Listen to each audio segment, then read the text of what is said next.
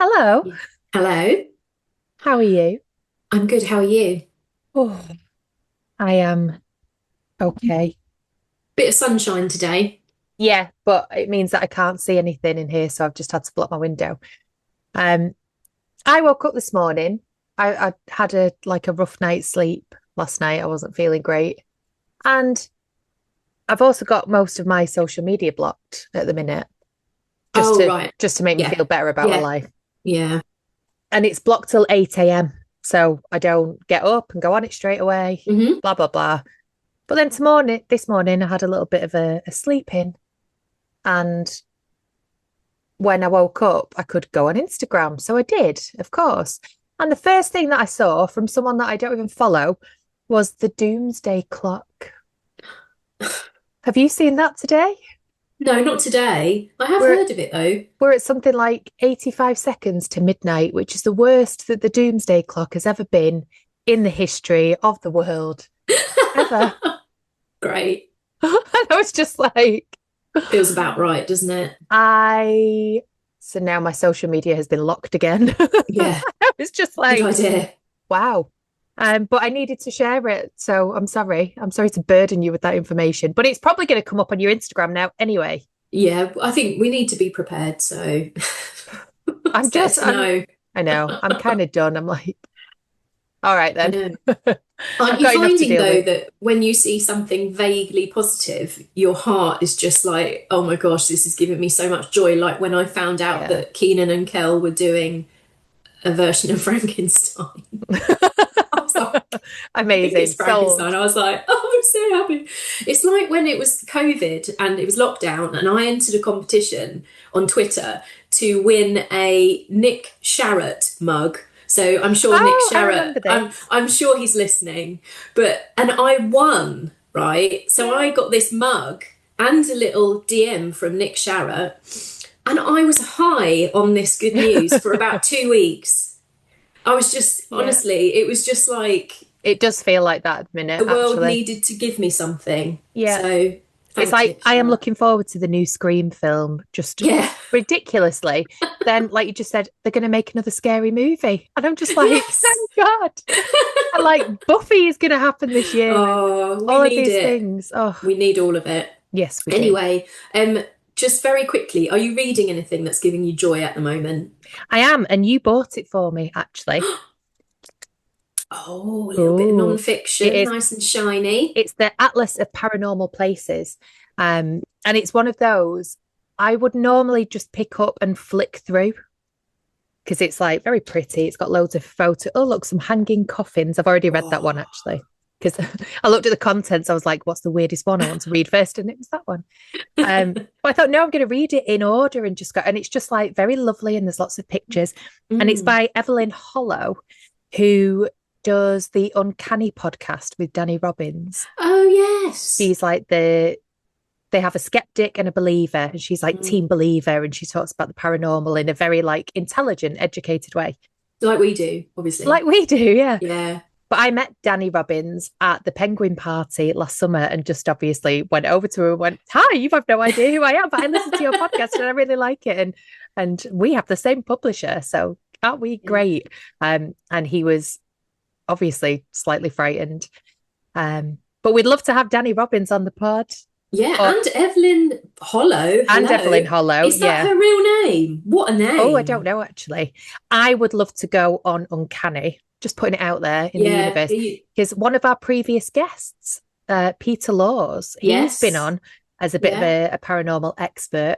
And I yeah, feel like I could bring a bit of like true crime yeah, knowledge to it, maybe. definitely. Um, Definitely. so yeah, Uncanny. Have me Yeah. on as some kind of random guest.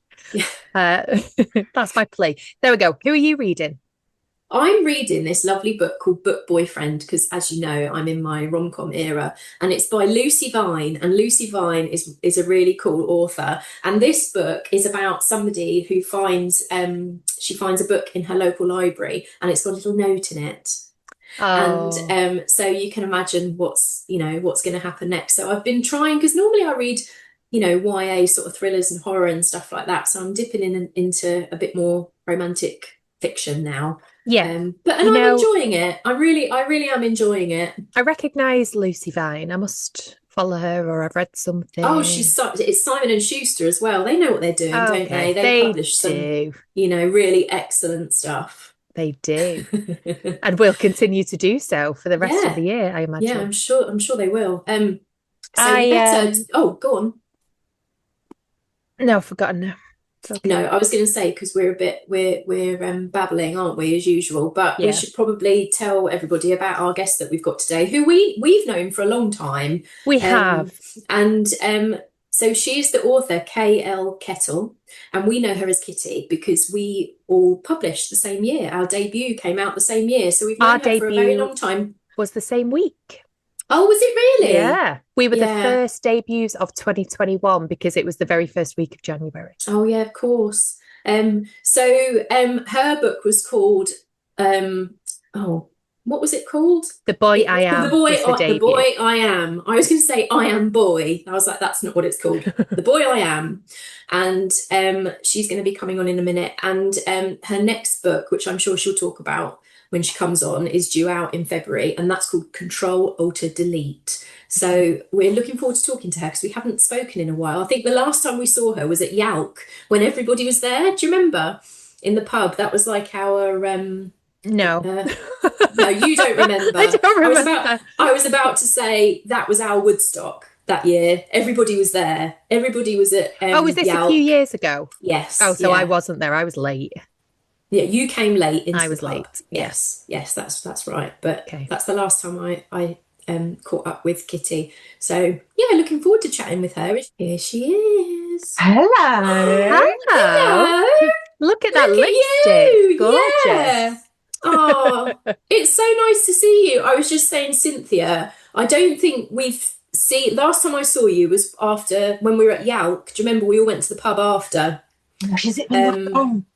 yeah, I think that's the last time I saw you. So it's been a while, but you've been very busy. Oh. And look at that long hair as well. It I does. Where's it growing know. your hair? It feels like it's so long it hits the floor, but it does cut off somewhere. It's lovely. It really suits you, long hair. Thank you. I was Anyway, obviously we're here to talk about all the important stuff like hair and clothes Right. and all that stuff.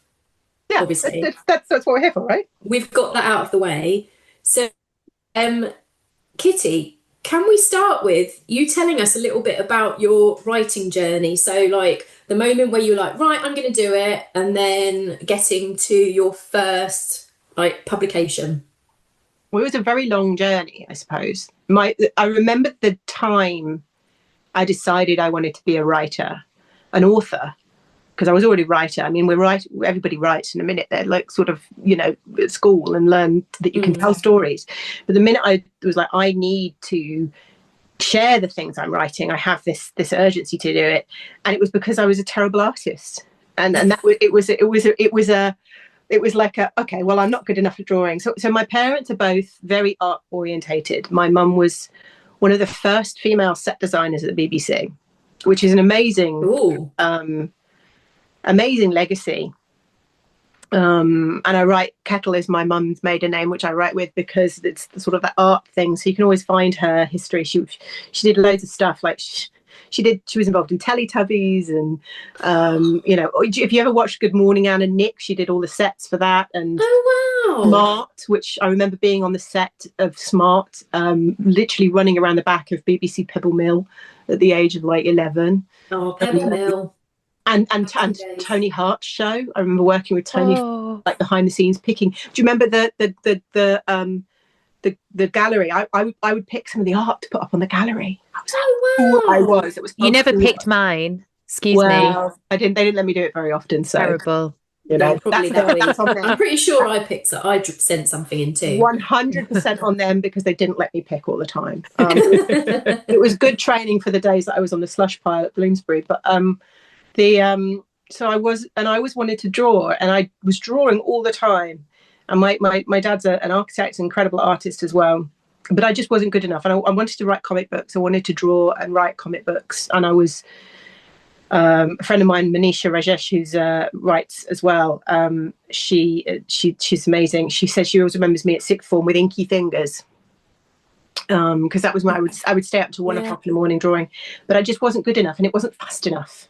And no matter how many times I spent lingering around nostalgia and comics in the centre of Birmingham, I never felt like I was part of that world. There was a sort of like distancing about it. And so I would be at the bottom of the Waterstones, like, sniffling away in all the comics and collecting them all. But I felt like I couldn't write the stories fast enough. And then I realised it wasn't the drawing that really was exciting me. It was the storytelling.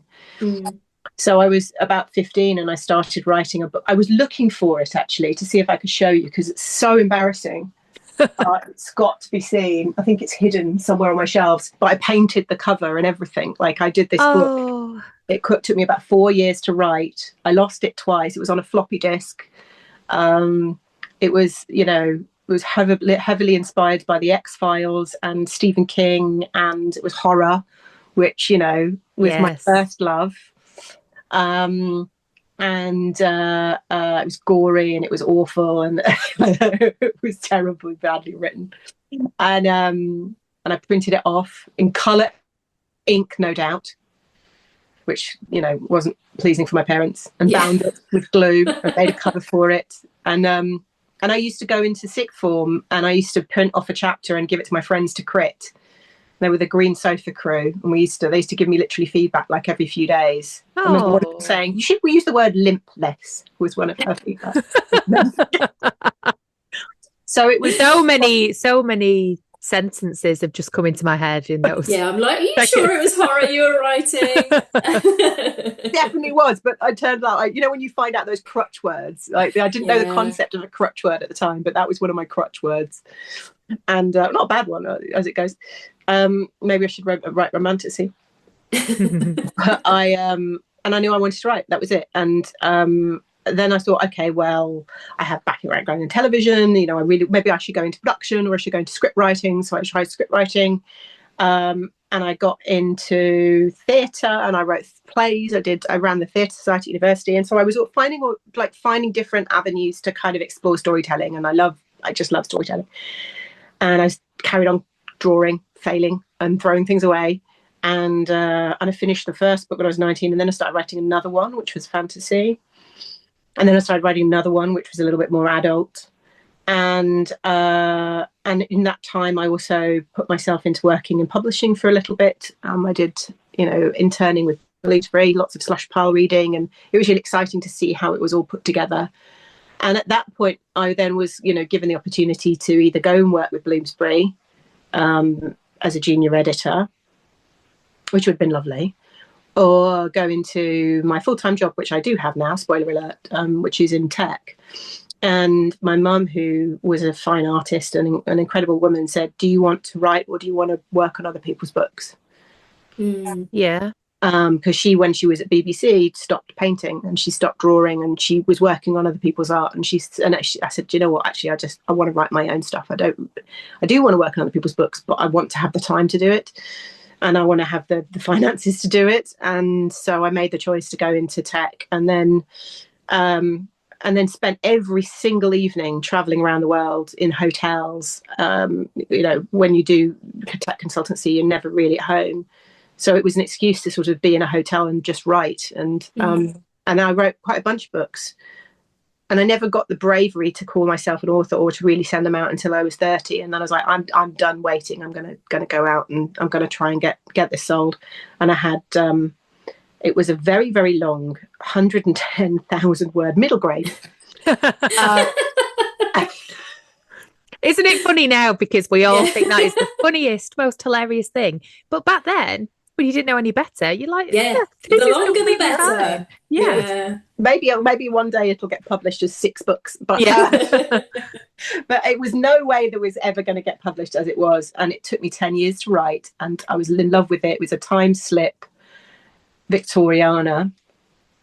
And then I sent it out. I got interest from an agent in New York, and then they gave me some edits, and I edited it, and it got. And then they were like, it took me a year to edit it, and they were like, "Yeah, we're done. We're not interested in it." And it broke my heart. Yeah, I've been there. It utterly broke my heart. I fell out of love with the book after going through those edits, because it wasn't really what I wanted. I was just desperate to get published, and so I was like, it's whatever. And then I went on to a writing retreat with an amazing charity called Word Theatre, who are passionate about short stories, and they take short stories and they take performers, well-known actors, into schools and into theatre to read in a performative style short stories. Wow. And I needed to learn to write short. I needed to tighten up. I needed to learn not to spend 16 pages on one sentence. And so I did that. I did a short story course with them as a retreat. And I remember the moment I gave up on my big long 10-year book, and I had a cry in the garden. Oh. And the day after that, I had the idea for The Boy I Am, which was then the book that I finally got published several years later, which was down to the incredible support of a group called the Golden Egg Academy, and then the Society of Children's Writers and Illustrators, Undiscovered Voices. So I submitted it to that, being done with it after working on it 4 years. I'm like, I'm not doing another 10-year book. Be done with this, but I couldn't let it go. So I submitted it to the Undiscovered Voices, and thinking that this will put the nail in the coffin, and then I can work on this next book that I had an idea for, which I'll come to in a minute. And then it was shortlisted, and it was and through that I found my amazing agent, and then my second agent, because I changed agents, and I got my book deal with Little Tiger, and from then on, now I have the joy of being able to share these ridiculous stories that enter my brain and stick in my noggin with people who are willing to read them. But I'm not as fast as you guys, so it takes me a little longer. I'm not fast. The longer the better, I think. Yeah, keep them waiting. Keep them on the edge of their seat. Yeah, that's what I think. I was a Undiscovered Voices winner as well. You were, weren't you? I was a couple of years before, and that was my first book, which was epic. It was called Clockwick River. It was. I can attest to that though, because I read it. Cynthia loved it. Yeah. I remember, and I was pregnant at the time, and I remember going along to the party, the thing, because you get you go to an agent's party, don't you? And at that point, will have had a few agents say, "Oh, I read your opening." Yeah, and the really good ones will have already made you an offer before you got to the party. Well, that did not happen to me. But I thought, because when you start the whole process of trying to get an agent and everything, and you read everybody's experiences, and they're like, oh, it took me 3 books before I got my agent and all this, and I was like, I'm gonna get one on the first book. No, I didn't. But we both were. We were like, yeah, that was no, that didn't happen. But it was a great experience, and I was there the same year as Simon James Green. Oh, lovely Simon, who was cool as a cucumber at the party, because I suspect he had lots of offers. But it was. Yeah, it's a great, it's great what they do, because it's a lot of work. It's still running. I'm looking forward to seeing what comes out the next batch, and it's always a great place, for people who are on their journey and listening, watching to this. I think Undiscovered Voices is now separate from Scooby, but it's a fantastic. It's an absolutely fantastic way to also meet a community of people and see as well, reading back the old issues. One of the hardest things in doing that was just trying to synopsize The Boy I Am in 70 words, or 75. And I learned more about my book trying to do that 75-word synopsis than I think I had done in the years previous to it, because you really have to distill it down to what it is you actually want to write about, or what you want to promote about it. And I workshopped that with a couple of amazing authors, and really got it down to something that I was proud of, that I was like, even if this never gets picked up by the prize, I felt like I could go back into the story then and kind of reshape it into, what I was actually telling people it was about. Which ended up happening. I think it was from getting my deal in 2018. It was about 3 years before it came out. So there was still some work that needed to be done on it with my fantastic editors, and I really enjoyed that process. I think I probably enjoy editing more than I do enjoy writing to some extent. It's probably why it takes a while. Yeah, I think a few people do. I like both, but when you edit, you've got something to work with, and you know what it's meant to look like, because you've already done that word vomit bit. So the editing is that really nice, fine tuning. I say that, and then you get another edit, and then you get another edit and another edit, and you're like, oh my God, I need You to can never say see that this when book you're looking again. back over it, but when you're Yeah. in the middle of it, you're like, God, not again. I thought it was amazing. Yeah, exactly. How have I used that word twice in the same sentence? How? How did I do it? How has no one seen it before? I've just found that on my. Oh, I look. know. It's Oh, George's 2016, because it's 10 years 2016 ago. edition. Yeah. Undiscovered We should have an Voices. anniversary. Yeah. I remember being so proud that I bought it. I know, we were so excited. I think, am I near the front as well? Because I'm a B.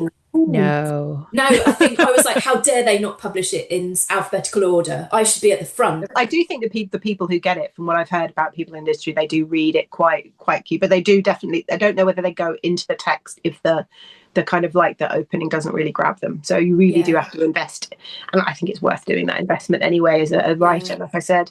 But it's so much fun. And going back and reading the other things that I found it useful is if you're pitching, even now, if I'm going and pitching a new story, it's really good to see like how people have done it in that book. It's a great little lesson in, you know, selling your book and promoting it and distilling it. Definitely. Yeah.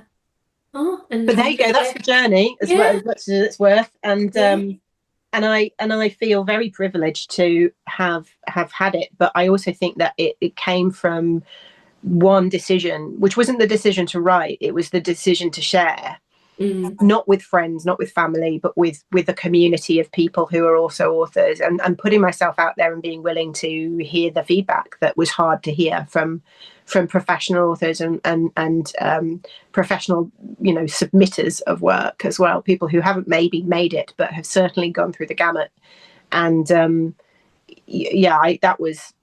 made me feel both more confident and grow my craft to a place where I think it was worth actually investing in. And it was hard work. Isn't it funny? Because I don't think I ever let anybody read my stuff. Georgia read it when we met. I don't even know if my husband had really read it, but he's not a reader. So I was kind of like, but my God, I would put it in front of any single industry person that all I wanted was for another author or editor or somebody to read it. But I didn't want anyone I knew to read it. Like, no. I was a glutton for attention. What I will tell you, which is a really amusing story, is that because of my first book, I think I'm married now. Which is that on my the third date with my now husband, he had read my book. Oh, and it's an early draft. It was an early draft. It was the draft before it even went anywhere near Golden Egg. And he didn't dump me. Oh, in fact, he tells people he read it and he was like, "Oh, it's quite good." Like he says, I was preparing himself to lie horribly and bullshit, but because there was no lie there, I think we have a very strong relationship. And he's my first fan. In fact, the book that I stole just to show on camera today is the one that arrived in the post today that he ordered for himself. My new book. So this is the book that I had the idea for writing when I was giving up and didn't want to write The Boy I Am anymore. So it's finally here, and I want probably 10 years to fine. Well, you're holding it up, so please can you tell the listeners what it's called? It's called Control Alter Delete. And it's got the most incredible cover. I'm absolutely obsessed with it. It is beautiful. By an artist who actually, her art was on my idea board when I was sort of like building my Pinterest board. Her art, not this picture obviously, but her art was on it. And it's I like to do genre bending. I wouldn't say that I stick to one genre. I like to play. And so where The Boy I Am was sort of a dystopia meets feminism, this is sci-fi meets fantasy. And it's about a young girl called Hal, who is living in a near future, so 2052. And it's a much more isolated culture where everybody really lives indoors, and, you know, they get to really create their own beautiful world using the technology that's been made available to them, which is incredibly immersive. It's not like a virtual reality. It's completely takes over your brain, and can make you feel things and taste things. And where can we sign up for this technology, please, Kitty? Well, you might not want to after you. Yeah, I was going to say, I feel like we're being made to kind of do it already. Well, that's the whole point. Is it's kind of like it's kind of, I feel like with air, you know, especially when it was very much there was a plot that it had, and then that plot was very much subverted when COVID happened, because we were suddenly isolated and locked in our houses and relying on the technology we have, and we also create our ideas of what reality is and what reality we want to live in. You know, we filter down our lists of who we want to talk to. We live on this side of the algorithm or that side, or, you know, nobody really lives down the middle.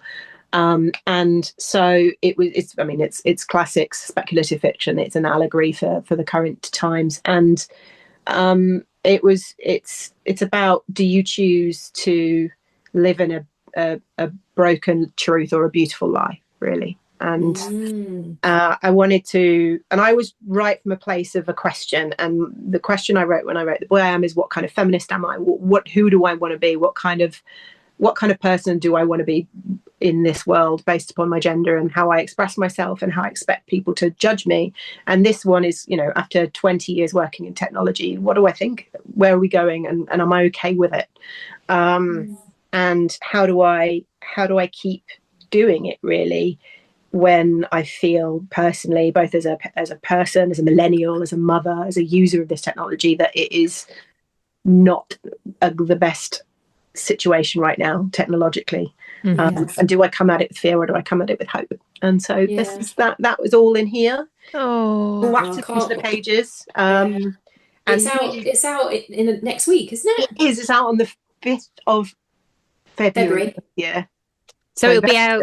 And so when this airs, it will be out tomorrow. Because we're filming this definitely tomorrow. The day before.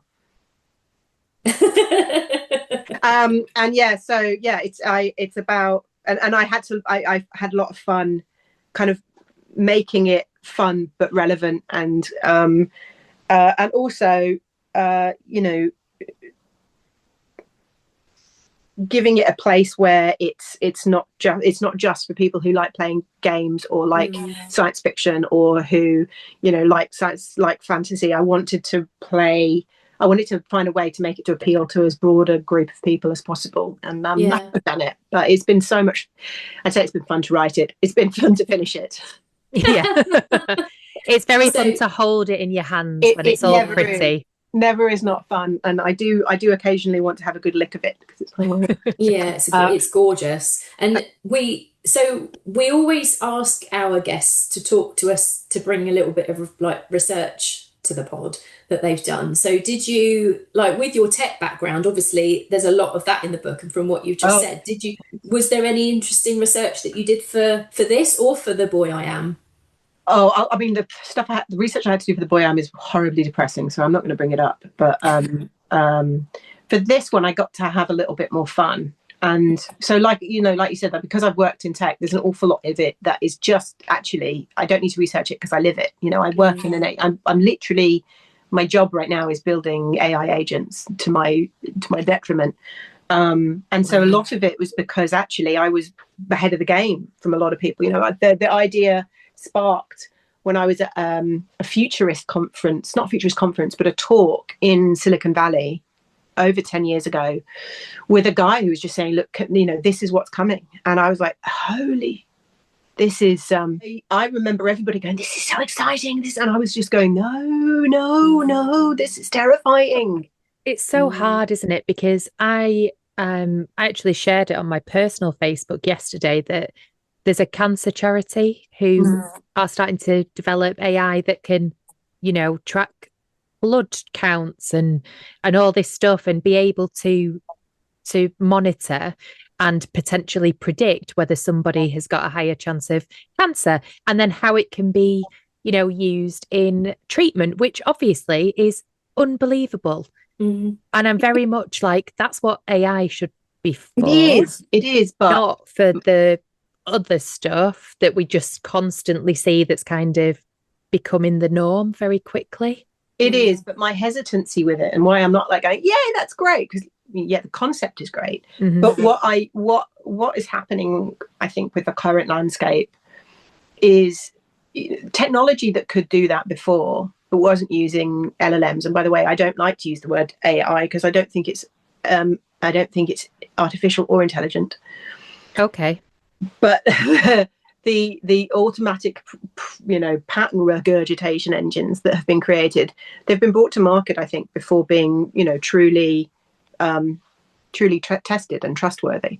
And so what's Okay. happening is people are bringing these amazing things to market and using them, and then going, oops, no, actually that data is wrong, and oops, Right. no, that's a lie, it's telling a lie. And I think that more often than not, we need to probably say to people, guys, great and exciting, but can we make sure these things are robust before we trust them? Yeah. And that's where I worry, actually. Like, if we can create this stuff and we can trust it, and we know that it's ethically created and it's ethically fueled, which is the other issue, the amount of energy these things use, then fantastic, and then directed at things that have, common good. But more often than not, they're not used for that. And maybe through using them in these things, we'll find exciting things to do with them that will be better beneficial to humanity in the long run. But I think there's a long learning curve to get there. And the stuff that we could, do 10 years ago, we couldn't do what we're doing now. But the stuff that OpenAI are doing, all these companies, was being developed 10 years ago. And, they started with very ethical, friendly AI concepts. It'd be lovely. But one of the things I noticed, and this is one of the things that came out in research and in an early version of the book, is that the early versions of all of these, large language models or, virtual assistants, they're all female. Cortana, Alexa, Siri, she's going to talk to me. Here she goes. Yeah, I know. They're all coded female, and I had a really big problem with that. That's icky. I hadn't even realised that, and that's also its own problem that I didn't even realise. And they're all coded female, they're all coded subservient, they're all coded lovely, and they started to move away from it, being less humanized or less feminized. But ultimately, the large proportion of the people developing these things are men, and the larger proportion of them are white, and the larger proportion of them are straight, and the larger proportion of what they then respond to and how they respond is how they've been coded to do so. So there's an awful lot, I think, to learn as users and make yourself aware of, like the things we use that make everything convenient. And this is something that I really wanted to explore in the book. Convenience is brilliant, but if you're leaning into convenience and you're leading into being given everything you want, and then all these things that you need are being sacrificed to the background without you even knowing it, and sometimes intentionally and sometimes through just cognitive bias, maybe we shouldn't be so hungry for convenience. And like, where does it end? What is it going to look like? And I'm assuming this is like a big theme of the book. I mean, I know this is not the same thing at all, but my kids can watch whatever they want whenever they want. Yeah. They can choose from hundreds of different channels, platforms. They can watch the same thing over and over, and they can watch two things at once if they want to. And I'm like, this is wrong. This is like, you need to learn. You need to learn to be patient. You need to learn to wait. You need to just accept that sometimes there isn't something that is going to entertain you. You need to learn to just sit and be bored, because that's what I did. And they've just got this massive convenience like at their fingertips. And like, I'm talking about Netflix and Disney Plus, which is, not the same thing at all. But the way that their little brains work is totally different to how our brains are working when we were their age, and we were like, catch up with Biker Grove every week, or and Biker run down the Grove, and but they can just watch a whole thing in a day and then they're done with it. Well, this was one of the things I found in the research, actually, I wanted to mention, because so early on I discovered the amazing book and podcast series by a lady called Manoush Zomorodi called Bored and Brilliant. And one of the things I learned in that is that there's a place in your brain where you're bored. So there's that front part of your brain, the active thinking, then there's that subconscious, that's where those dreams and those wonderful things come from. But this little space where if you're on a train and your phone dies and you haven't got anything to do, and suddenly you remember that person's birthday. Oh, I need to go and get so and so that birthday present. Or you're just sitting, you're silently, you're not even thinking about it. Then you go, oh, there's that problem. I could solve it this way. And so there's a particular space in your brain which is designed to help you with all of those things that are just subconsciously skirting the surface. And the problem we have as in our children, in us, in people who are persistently online, and which is a problem for everybody in this book, is that we're not getting into that space. And so all of these, and what happens is it's impacting sleep, it's impacting cognitive ability to focus, to solve these problems. And people are forgetting to buy birthday cards, which I do on a regular basis, because you forget that one birthday that you really need to deal with. And because we're filling that space that we would fill with just our own thoughts, and that's where empathy grows. And you think about other people, and you start putting yourself slightly outside of your comfort zone and assessing it. Is we're saving all of that analysis to when we sleep, and then we don't sleep, or we have we don't end up processing it, and that leads to mental health issues and depression and all this kind of stuff. And the only way to do it is to just stop that little niggle in your brain that's like, feed my dopamine. Yeah. And put down that game and delete that thing that you go to on the toilet, or in the car, or not when you're driving, obviously, or on the train, or when you're watching TV, doing that two things at once. I've taken up knitting again, so that that bit of my brain that would like be constantly scrolling my phone to do something else while I'm watching TV. Yeah. It's that second screen. Have you heard about that second screen writing? Yeah. It's and like it's a thing. It's just enabling it, isn't it? Yeah, but it's literally so that she challenges you in this book that boredom is where that brilliance comes from. Let yourself be bored. And so in the story of Control Alt Delete, that space has been completely colonized by this technology, and it's almost like where the technology comes from, and the imagination that you would be putting into there, the thing where that is creating ideas and creating the willingness to protest and stand up and question things and say, maybe this isn't a good idea. All of that is taken up by this technology, and it's almost fueled by it. And so it's about reclaiming that space and making it magical again, and making it important again, and giving people the power to say no, and that space, the importance that I think it needs. Because I think where does it end was your question, Georgia, and I honestly think where it ends, and this is where I got to as a conclusion when I was writing this book, is I just don't think it will be acceptable to humanity in the long run, because we needed that. That's the space we evolved to come out the trees with in the first place, and it's the space that we evolved to make art on walls in caves, and it's the space that we will go back to when we're at our most, I think, oppressed. So I came out of this going, it'll be fine, actually. Good. I feel better about that. I do as well. And it really echoes things that I've been seeing recently about, like Georgia always likes to say, the kids are going back to analog. And, you've got, I saw a stat the other day that was like, the internet is now 31% human, and the rest of it is like less, about 20.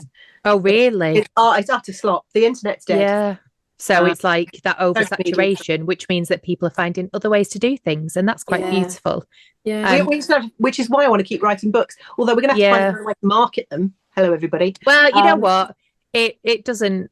Listen, my Instagram sells like 3 books a year, I'm pretty sure. So I'm sure I can and does even that lose that. Yeah. I was thinking about this because I am so scared of the internet and stuff at the moment. I said this to Cynthia, the whole. Is that AI because thing. you have children, Georgia, as well? I think that's partly because of it, because I think all of this stuff that I'm seeing happening to people, like the whole, is it the Meta sunglasses that you can get now, and all these women are being recorded and they don't realise. And also deep faking, and like in a schoolboy like made a video of a 14-year-old girl, like when she was, so it looked like she was naked, and like it is just so scary to me. And I think this could all potentially get worse, but also I feel there's a part of me that does hope that people are just getting to the point where they're like, I'm not even going to bother with this now. Yeah. because I don't know if what I'm looking at is real. And actually, all of this stuff is really upsetting me. And I was thinking about, but you have to have a presence for your books and all that sort of stuff. So I'm not on X anymore. I mean, I'm on there, No. but I don't post. No, I did ages ago. Instagram, I feel like is quite a safe space at the moment, but I'm not very good at it. And I'm like, do I want to keep out there for other people to like do what they want with it, because it's so easy now to just, you don't have to have any skill in doing something awful to somebody. I'm like, maybe I should start writing a blog, and I'm like, so that's like a step backwards. And I'm like, maybe Yeah. if people like just focus on their website, just write their own blog, and then people might be like, do you know what? I don't actually like doing this blogging thing. I'm going to take it even a further step backwards until we all just start stepping back from the internet in general and social media and stuff. And everybody's just, and then newspapers start getting printed again. And, you They know, are. I work in, so my day job is actually working in marketing technology. So that's the other thing I get to involve. I get to see how we use all this data, and I get to see the good things, like actually the ethics behind it. And people are very predominantly, certainly where I work, very ethical about it and very all about consent. We're very European. We want to make sure everybody's in, a friendly space. But one of the things that has been very encouraging for me is print media is taking off again. I mean, it's starting to trend upwards in terms of people's interest and demand. And I do think that we're going to have to, as millennials and as people engaged in technology, realize that actually the human connection, the local connection, is going to be so much more important. And it makes being a children's author and writing for young people even better, because we've already working with schools, we're already working with bookshops, and putting more investment in that, I think, is only going to be a good thing for reading. But then the challenge of that is, well, how do you reach those people who don't get to that content, and are they being served well by the technology we have? And I'm on two fences about this whole push to cut young people off from social media, because I think that there's definite benefits of it. And I speak with this with someone who's written a book which is not anti-social media, it's not anti-technology, it's all about actually, I don't think that you don't blame the tools, blame the way people use them, and blame the regulation, and blame the intent behind giving someone a tool. If your intent to give someone a tool is to control them, maybe the tool's not the problem, but the intent. If you're giving it someone to help them, then make sure it does. A hammer can, as you know, as horror writers, can both kill and can fix things. You wouldn't blame the hammer and just say, well, you can't have a hammer anymore, because people find another tool to do the awful stuff. And then suddenly you can't build a building.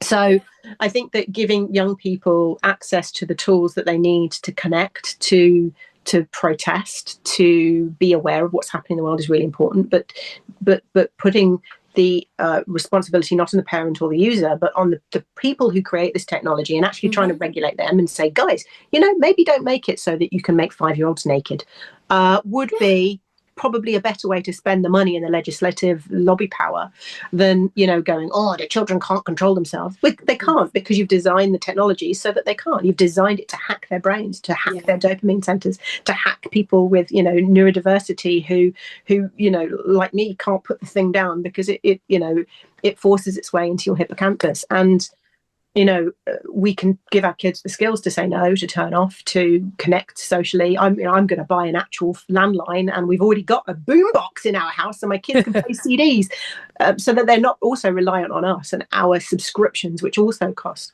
There was a really great quote I found in my research, which was, what's the one thing that we've given up without noticing?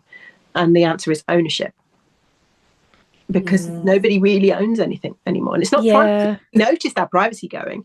It's the ownership. Like if somebody said, okay, right, guys, the internet's gone, bye, you'd be like, okay, well, all of these books I bought, all of this tech, all of this art, all of these connections to the people and the letters we write, that's just, it's gone. And so I'm sort of, I'm going a bit more analog. I don't think I'll ever get a retreat from technology as a technologist, as a person who gets excited about it, who's always got excited about it, who finds it magical.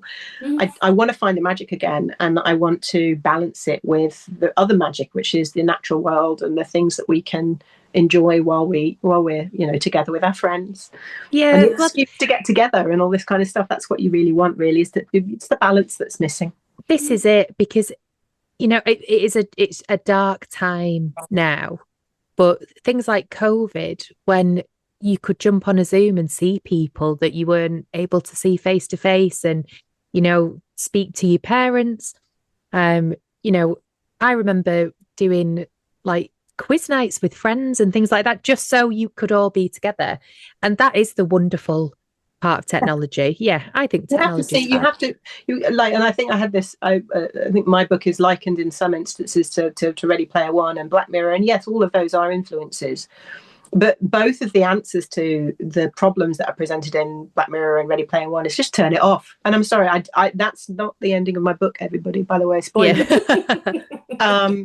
I don't believe turning it off is the answer. You don't put the genie back in the bottle. Mm. You free the genie.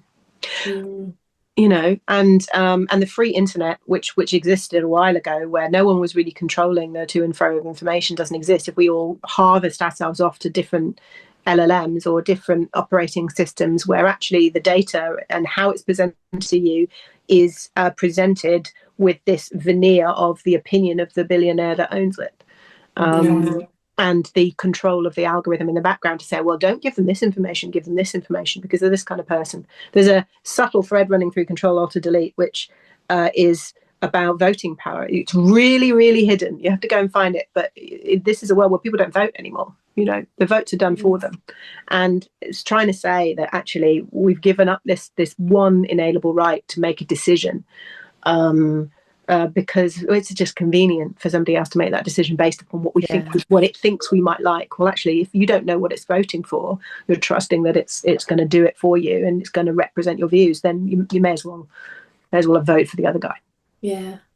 Anyway, I wrote a bit of big post-it note, which is on the floor, which says, "Don't be depressing." But this is so interesting, and it's not. I mean, I think the world is depressing, so you know.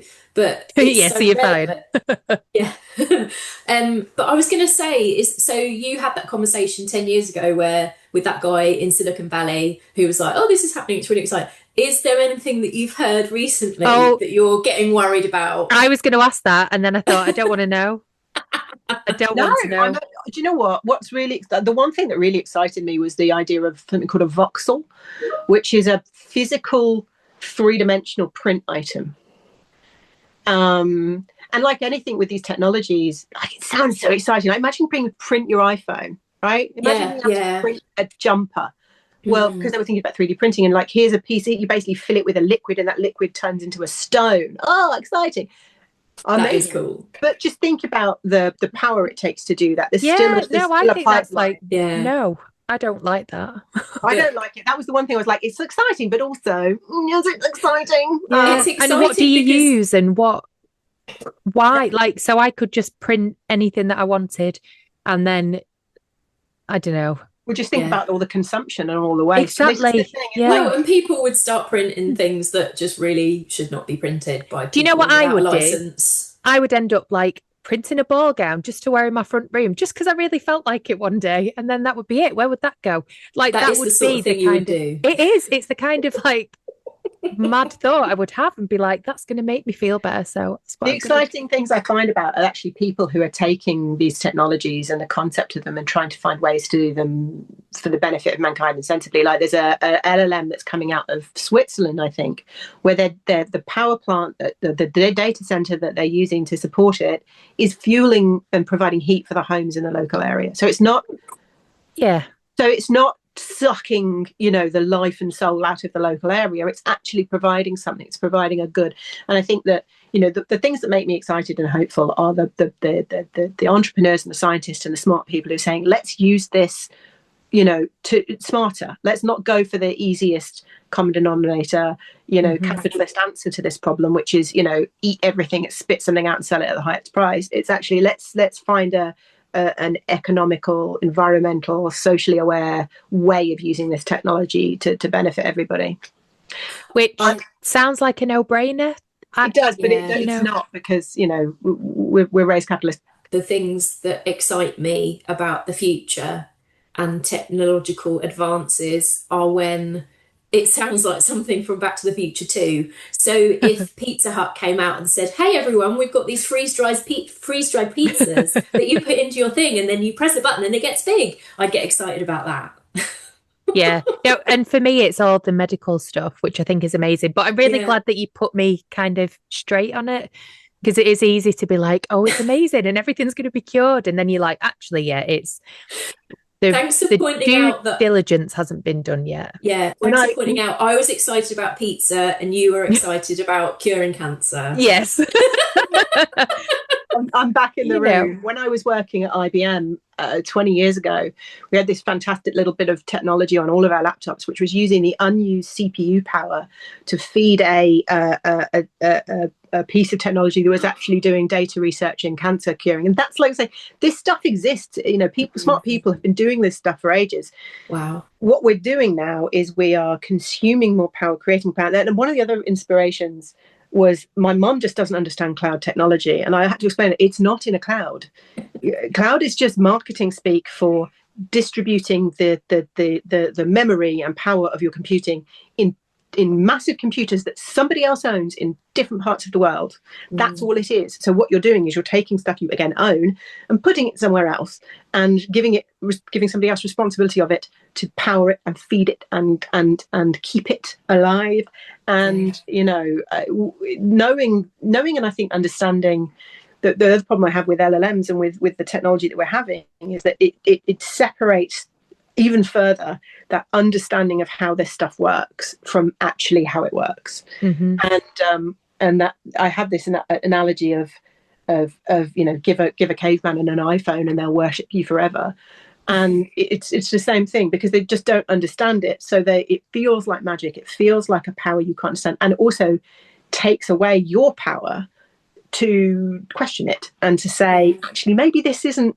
Maybe 16 different massive data centers holding 6 pictures of me and my dog isn't the best way to use power on the internet. Yeah. You know what? You have just made me want to print off every single photo that I own and then just, yeah. Because I hadn't even thought about it. I was going to say, Kitty, in hell somewhere. It's not on your phone. It's sitting, it's probably sitting in Albuquerque in a data center, and that is being powered by electricity that is coming from probably fossil fuels and being fueled by water that is being taken away from the homes of those people. So delete the useless photos, print them off, enjoy them, have them around, and save the ones that matter. Have them in a box for your family to come across. Because there was nothing as exciting as getting your photos back from being developed. I think, like, especially as a teenager, and you just, you know, it's such a small thing, but like that feeling of like, oh my gosh, oh look, oh wow, you know, you just like, meh, don't like that, delete. Oh, you know, oh actually, I'll just make myself look like this in this picture. It's very odd. I was just going to say, Kitty, is there anything like technologically wise that you would like, I would never do that, or I would not sign up for that because of this reason? Oh, so much. Too much to cover. That's an entirely different podcast. One thing I would always advise is stop doing free email. Oh, okay. That is like there's find a locally, like European, if you can, hosted paid email service, because if you are the really important, and it was a quote that I was going to put on the inside of my book, but then somebody put it in a documentary and I felt like I was not first to the game, so I don't like being that. So but the quote is, if you're not paying for it, you are the product. So, you know, your email in Google, your email in Yahoo, your email in Outlook, it's all now data that is being freely provided to somebody else. And of course, we're sending manuscripts back and forth. Well, and on Word, you need to turn off if you don't want your manuscript being fodder for LLMs, you have to turn off Copilot. It's automatically turned off. I know. No, I don't have a problem with LLMs. I also don't have a problem with using using it. And I know I'm probably like going to be pariah in the writing world, but I have to use it for work. But there's a time and a place. And I would say, if you're going to use these tools, learn to use them smartly and prompt smartly. So if you're sending one line, it doesn't matter if it's a one line prompt, tell me a nice recipe, or a really detailed prompt, it will cost the same in terms of the environmental impact. So learn to do it smartly and learn when to use it and when not to use it. It's like any tool. I would say, like, it's like Excel is fantastic, but you wouldn't use it to do everything. Well, actually, I try to use it to do everything and break it regularly. But you find the way to use the tools you're provided based upon how you know you can use them and the constraints you have. Don't use a hammer to open a tin can. Use it to murder your best friend. In a book, not my best friend. In a book. Yeah, definitely. So it's like we as I think users of these technologies and the tools just need to be a little bit less like, oh, it's so exciting, and then just go and use it for everything, and be a bit smarter and just say it's just a tool like everything else. It's not going to save the world. It's not going to even change the world. I think that a lot of it is hype and marketing, like calling it AI, when it's really not. It's just very, very clever pattern recognition. And then, putting our energy and our love and our hope in things that have tangibility and have a future, rather than the next shiny thing. What I worry about more with the technology that we have is the investment cycle blowing up the economy. So I would say, invest in a technology. It's called a wallet. Put some money in it and put it under your bed. But buy books. That's the best technology that's ever been invented, in my opinion. Yeah, and I think we're very lucky that we are in that industry and in that job where we are creating these tangible, gorgeous things. And, people can read them with technology, which is wonderful. People can listen to them, which is amazing for people who, don't want to pick up a book. But like when you were saying about ownership, and I'm sat in my little office and I'm looking around at all of my books, and I know I have a shelf of DVDs upstairs and I've got a bunch of CDs, and that is 100% the millennial in me that doesn't like to let these things go. However, I feel good about having them. And after talking to you, I feel better about having them. Yeah, and buy more. Buy more. And invest in the artists as well. I think that's the other thing. I have a rule. If I ever buy a book on Kindle, I buy it twice in physical form. Because as much as I love my Kindle and I love taking things out and being able to transport the books that I love and being able to read them on the go, having a physical book, being surrounded by books. I mean, worst case scenario, when the apocalypse hits, it's great insulation. And we can light our house with fire up, warm our houses. Fireworks out, the zombies we can hide under our books. There's so many things you can use. That scene in Shaun of the Dead when they're throwing the LPs. CD in the neck. So there's lots, I think, of and think how empty. There's a really great video. I'm going to send you guys a link to it, and then you can maybe share it with people. Somebody did a really great piece of visual effects where they showed a world where you were in this constantly immersed atmosphere going shopping, and it starts to glitch and it starts to corrupt. And there's a point in it when it all stops, and she realizes that the character in this short film is she's just in a shop where everything's grey. There's grey boxes of cereal. There's grey juice bottles, because all of the marketing material is basically a filter. It was very much an inspiration for sort of the world that I've created in Control Alt Delete, but also a way that we could go, which is, who wants to live in a grey world where everybody sees something differently or sees what they want to see? Let's you can't appreciate art if the art you see is solely served to you. You can't appreciate the artist's intent. You can't read different things into it. You can't stand in front of a painting and see different things if it's different to both of your sets of eyes. You're bringing more than the art to it. You're bringing your algorithm. And I just think that there's such a balance that we need to strike as a culture. And that's why it took 5 years to write everybody, by the way. I know, and I'm thinking, I do write quite fast, but my books are like, oh, let's murder everybody.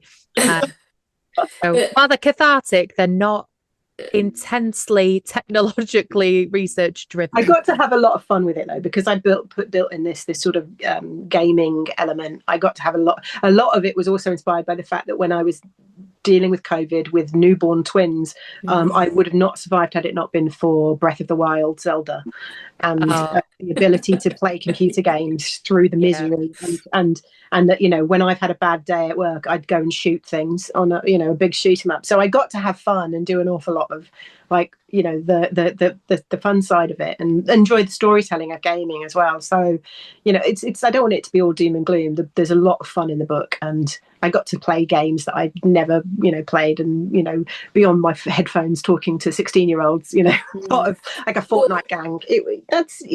There are ways to really enjoy this technology and how it can help us connect and be friends and found families. Like there's a whole bunch of people who kept me sane through my 20s on MySpace that are still my weddings, and like you can really find your people, your writing people, you can connect. I mean, we haven't seen, like you said, Georgia, at the top, we haven't seen each other for years, but I feel like I've connected to you and been part of your journey because we're bound forever. We are bound forevermore. So talking of other writers and stuff, and just quickly, what have you been enjoying reading at the moment, if you've had time? Time is of a premium, but I'm rereading. So I'll combine this with what am I writing next. So I'm sorry guys, I'm coming into your space. I'm writing a horror. Oh, exciting. You know me. I don't know what you could possibly write about that's truly horrific. Well, I'll tell you, I'm writing. I'll give you a hint. Who knows whether or not it'll be agented, but published. But I'm writing about the wellness industry. Oh, right. That is absolutely up my street, because as someone who has been through different kinds of treatment for things and, been given a bunch of different medication over the years. We need to retreat.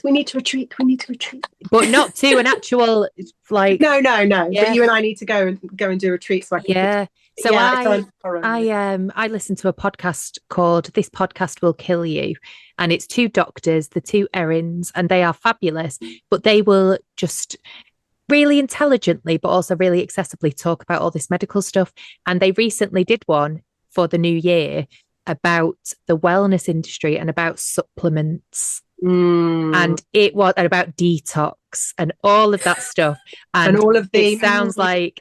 Well, snake oil salesman just in the 21st century. It's all rubbish. And yet you have on the other side of you have medicine, which is changing lives, like, all of GLP-1s and things, which, it's like, it's a really interesting space. So yeah, I'm writing a wellness horror.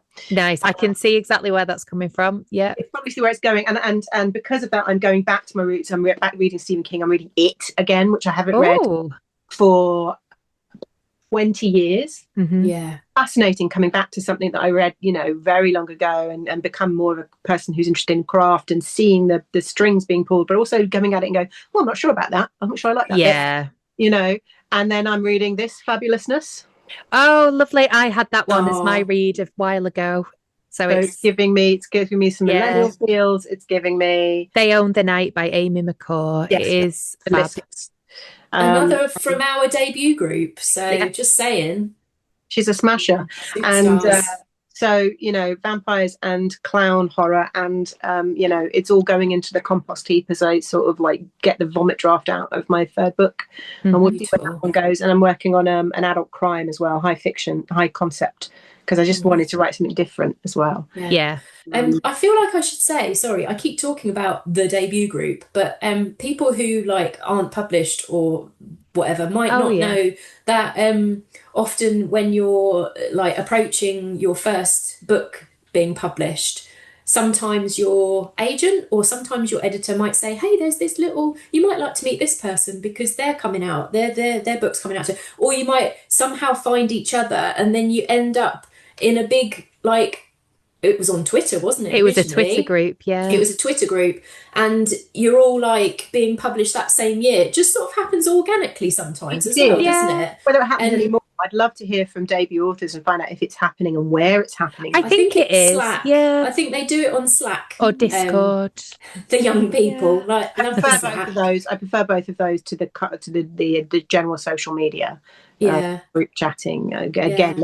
They're less corrupted in terms of like how they present information to you. It's much more it's old school, isn't it? Especially Discord. Yeah, Discord's very much it's almost like a project management tool, really, that's become part of a social connectivity.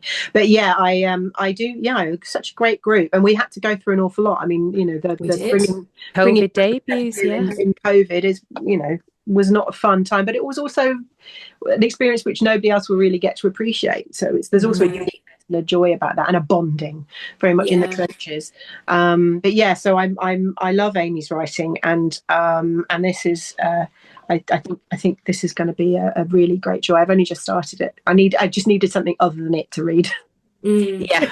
Did you watch the new Dairy series? No. Welcome to Derry, which is like the prequel. It's on my list, but actually I haven't watched the movies. Right. Well, me and Cynthia can Yeah. tell you which episodes to watch of Derry Yeah, because some of that's them are true. boring and some Yeah. of them are essential viewing. So we'll tell you Yeah. which ones to watch. I and you would can love to. relay the story. I'll get your feedback on Yeah.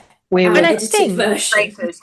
I know you guys talk about what you're watching, and I just finished the Traitors, and Yeah. I'm enjoying Fallout at the moment. It's my enjoyable show. I don't know Oh, if is the second season out now? Yeah. Yeah, I did enjoy that. I've got such a thing for Walton Goggins now. I didn't before, but I have now. Him and Stanley Tucci, my weird crushes. Do you know but what? Stanley Tucci is lovely. I get that Yeah. one. I don't I get the other one. saw footage of Walton Goggins on SNL, and he got his mum up and he started dancing with her, and he's got the moves, he's a good dancer. And I was like, oh, he loves his mum and he's a good dancer, and he's very tall, which is, ticks a few boxes. Always a bonus. Oh, here's a question. Here's a good question I've never got to ask you guys.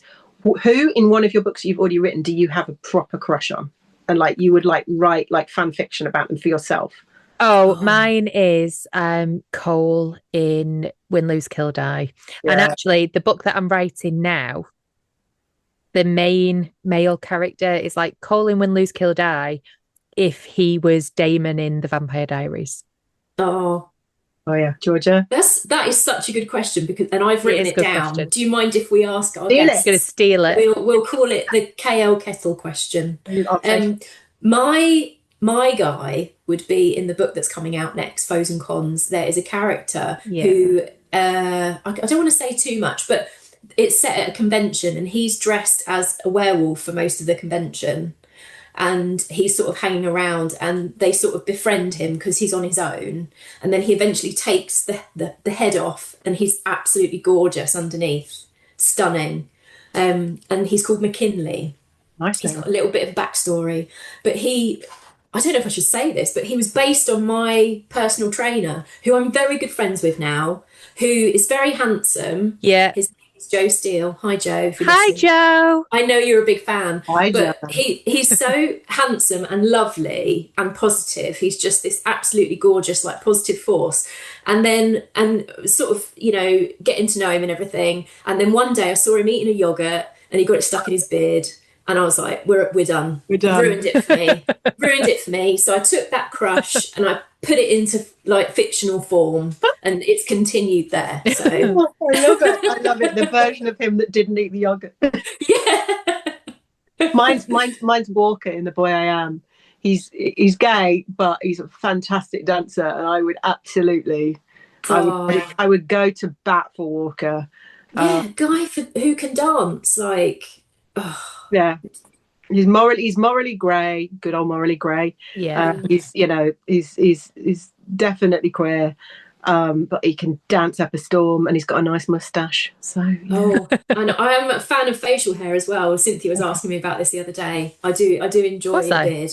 I'd happily write if anybody enjoyed The Boy I Am and wants to commit to a prequel. I'd happily write an entire prequel about Walker. It might be lightly disguised Spice, but I will write that one. Yeah, I'd love to do that. A Walker and Chancellor like prequel, I think would be quite fun. That sounds fun.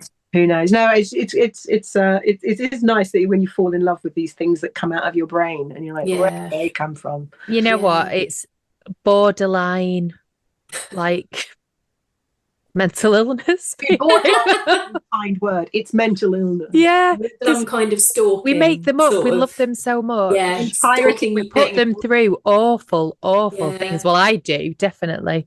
Well, I'm pretty sure that actually most authors are on a could do with therapy. Yeah. Well, this is my therapy. This is our therapy. Yeah, totally stand by the fact that it's so cathartic to work through your issues with writing. Even if that's not what comes out on the page, it's incredibly healthy after just saying that I'm borderline, like psychotic. You have an outlet. You have the art. I mean, all art is wonderful. The whole point that we, like I said, that we learned to, put our handprints on walls. Imagine how boring it would be living in a cave every day. Goodness me, you'd suddenly learn to do this. You're like, oh, the joy, and that's all it is. It's it's making your mark, and it's taking something that would otherwise like consume you, and putting it somewhere where it's safe and it can be processed, and you get to tap into that little bit of your brain which is bored and brilliant, and then it's out and it's space. And what's lovely about sharing it is you're not just doing it from a place of selfishness, you're doing it from a place of, actually, I can't just like splurge it into a diary like I did for like probably 20 years of my life. You're making a shape out of it to go to connect with somebody. An amazing author I work with at one of these Worthage retreats called Andre Dubus III. He wrote The House of Sun and Fog. And I use this quote with a lot of people, and authors said writing is like being a heart surgeon. It takes decades to be good at it. And if you do it right, when you can do it right, you can take your heart or a heart and put it in the body of another person and make it beat. Wow, that is, yeah. And that's it. That's it, isn't it? Every single time I think, God, this is hard. Yeah. I'm like, I'm a heart surgeon. Yeah. And I'm borderline psychotic. I'm borderline. Yeah. So, Kitty, I mean, we could just go on. I think you should do a podcast that's like Kitty explains it all, like, and that would speak to a lot of people, I think. But somebody said the other day that I should do a podcast on motherhood because I was giving them some. So you could just explain all of it, everything, all of it. Several hours. Yeah.